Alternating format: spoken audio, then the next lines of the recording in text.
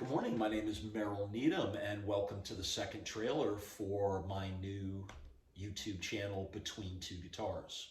The show itself will premiere next Friday, and the focus is going to be Slash featuring Myles Kennedy, The Conspirators, as we lead up to the March 26th show here in Charlotte. However, this will be a weekly show that we're going to try to become the internet's premier source for all things rock and roll. I know that's a pretty hefty task, but I think I'm up to it. We're going to be talking music news. We're going to be talking about bands. We're going to be talking about new releases, reissues, as well as gear and audio equipment as well. I'm also going to answer your questions, so please feel free to leave some comments below. And since this trailer is actually going to go out onto YouTube, if you like what you're seeing now, please hit that subscribe button below. That's how my channel gets bigger, and that'll allow me to do more things with it as it continues to grow. So, man, I hope you support it. I hope you like what you're going to see here. But without further ado, let's start talking about some young guitar players that you should have your eye on. At number 5, we've got Frank Serraos, who is the rhythm guitar player for Slash featuring Myles Kennedy, The Conspirators. Now, I don't think he plays guitar on the record, but he's been touring with the band going back to their first record, Apocalyptic Love, and he's just an amazing guitar player. It's very, very difficult, and not many people have been able to do it, to be able to share the stage with somebody like Slash for 2 hours a night. And to be able to hang with that rhythm section as well, Todd Dammit Kearns and Brent Fitz. Frank, as a young guitarist, is more than up to it. I can't wait to see what he does next. He actually last summer also toured with Mammoth WVH when they opened for Guns N' Roses. And I think he was supposed to be with Wolfgang Van Halen during the original run of dates with Dirty Honey this spring, but since they had to postpone it, I'm not sure what band Wolf is going to take out, but I'll let y'all know when I find out. Anyway, Frank is just an amazing guitar player, and I can't wait to see what he does next. Number 4. Since we already mentioned him, that's Wolfgang Van Halen. You know his dad, and the apple does not fall from the tree at all. I mean, he is a phenomenal guitar player in his own right. In fact, if you listen to this record, it's all him. He plays every guitar, every bass, every keyboard, all the drums and percussion, plus lead and all backing vocals.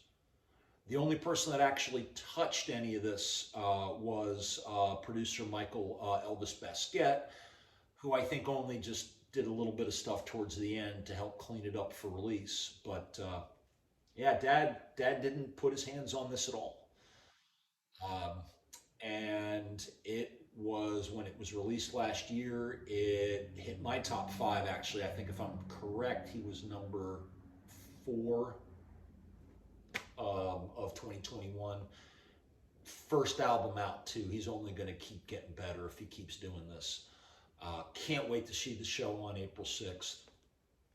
Can't wait to see what band he brings with him, because what he brings with him may actually become the band. Because I think from what he said is that future albums is not going to be just him in the studio himself, but will be more of a band effort.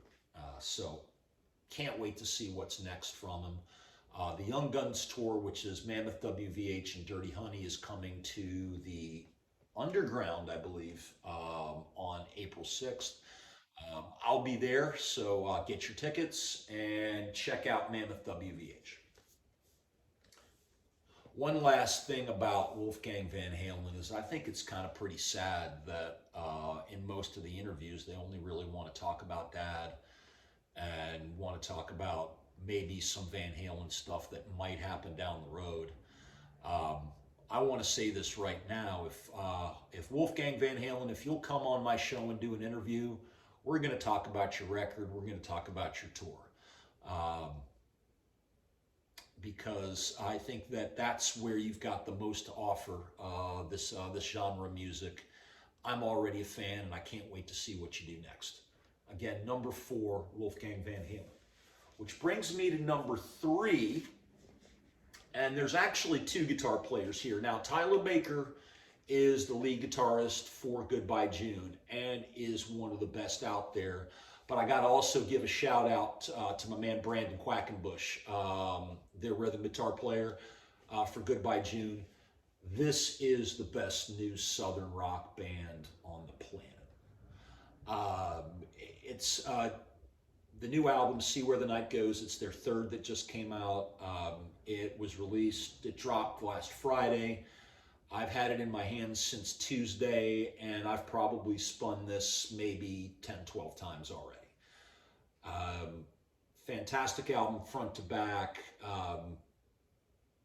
3 Chords is my favorite song on the album.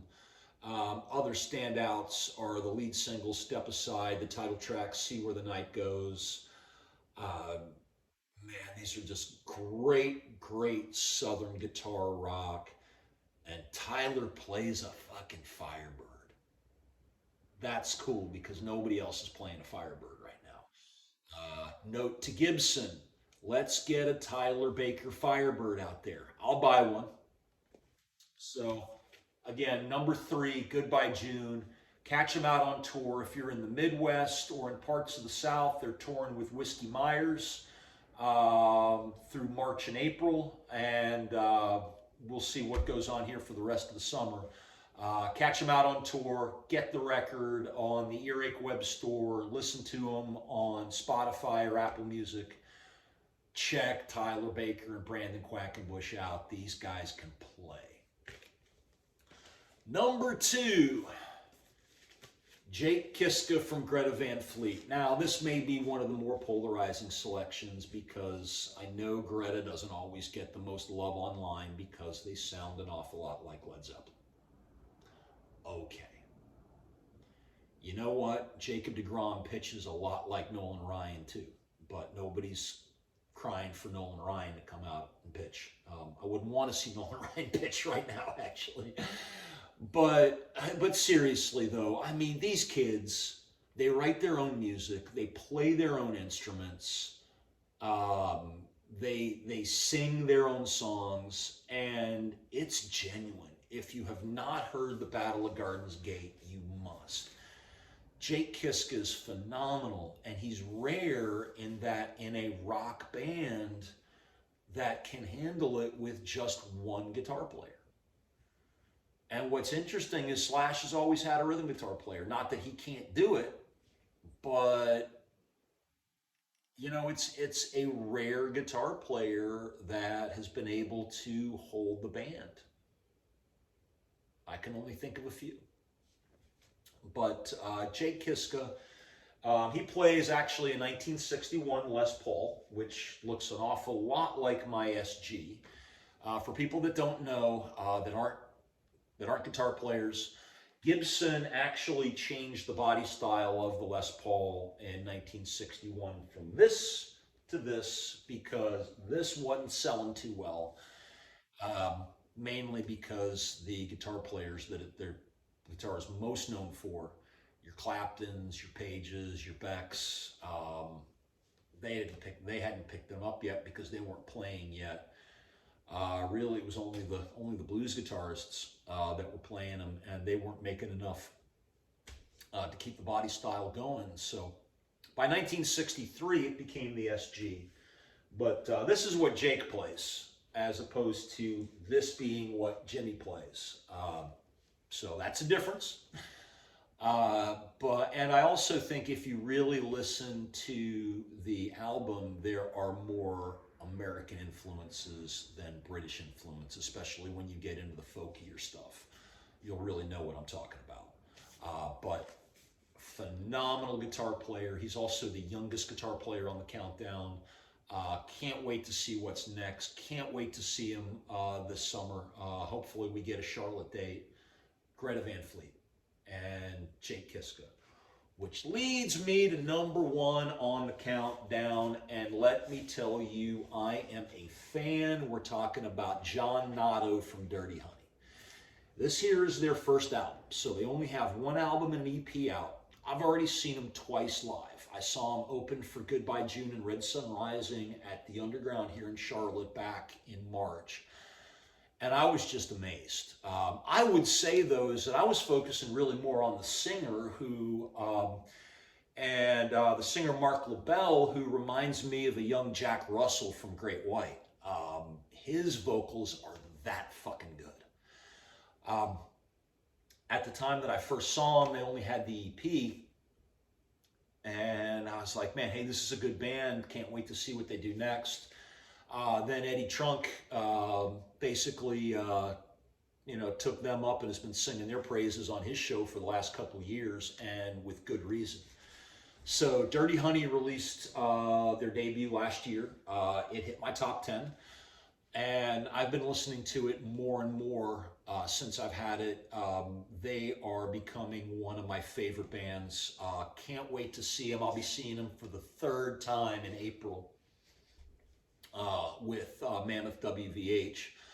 But for me, what puts them on this countdown and what puts them at number one is when I saw Dirty Honey the second time opening for the Black Crowes.